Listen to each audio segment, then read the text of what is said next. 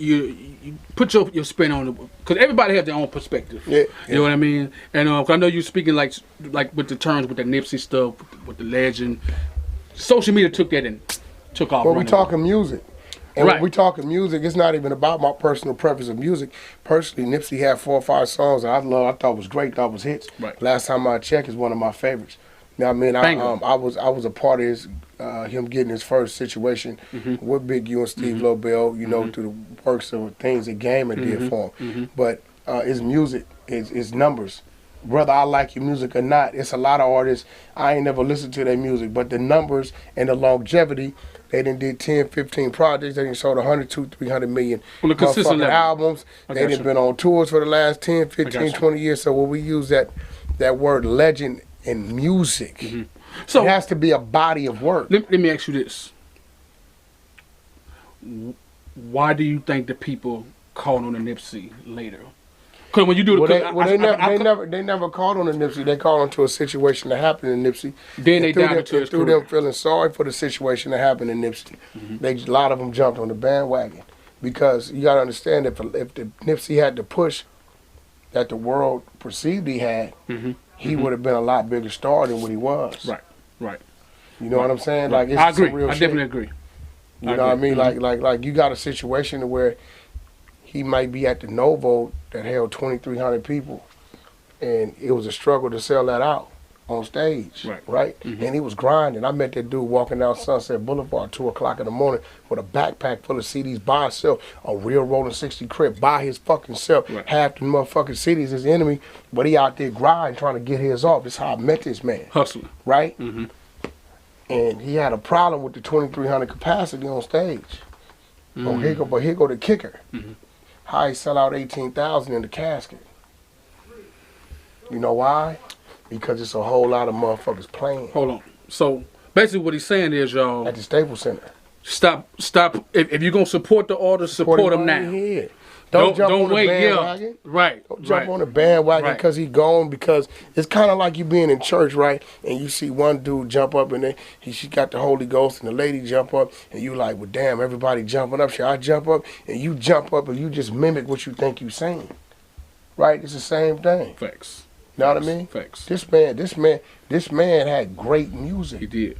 Everything he was doing within his community, within his business, he was doing openly while he was alive. Right.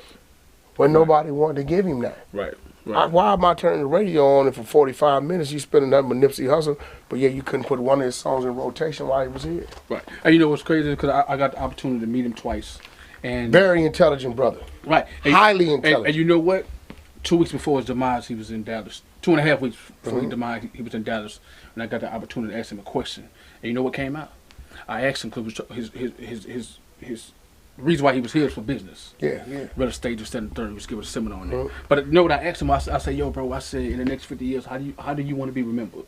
Do you want to be remembered for music, or do you want to be known for your business? He said, well, I love my business. He said, but at the end of the day, he said, but if it went for my art form, I wouldn't be able to do what I'm doing. He said, but if I want to be remembered for anything, I want to be remembered for my art form. I got one for you, Nip. I know you said, what it been Black History Month, I know you said real estate can last you for the next 50 plus years, and with you being a rap artist, what would be more important to you for the next 50 years? Would you rather be known as a real estate man, as a businessman, or for more known for your music?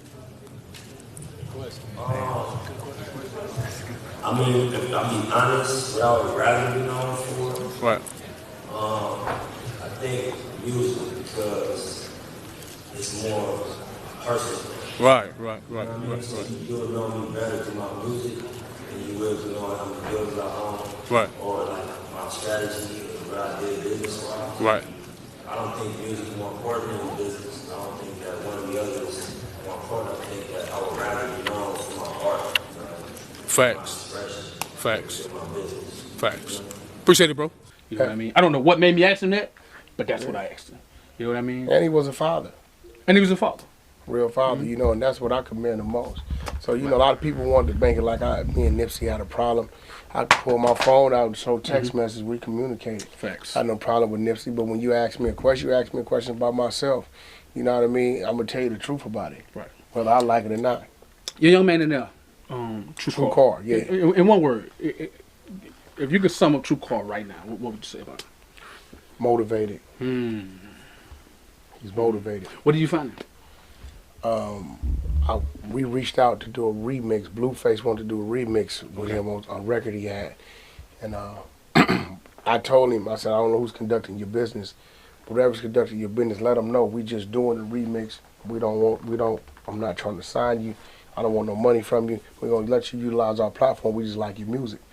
I said, if you tell somebody I called you, they're going to panic and get funny on you. Mm. So you go back and say, yeah, I just left the studio, Wack100. They did a remix with Blueface, and then everybody stopped talking to him. So he went to the bathroom, came back 30 minutes later. They had a contract, talking about he needed to sign. Before he went back in the booth, and he was like, how did this man know this was going to happen? So he called me back and told me, and he like, can I come back to the studio? He came back for about a month, 6 weeks.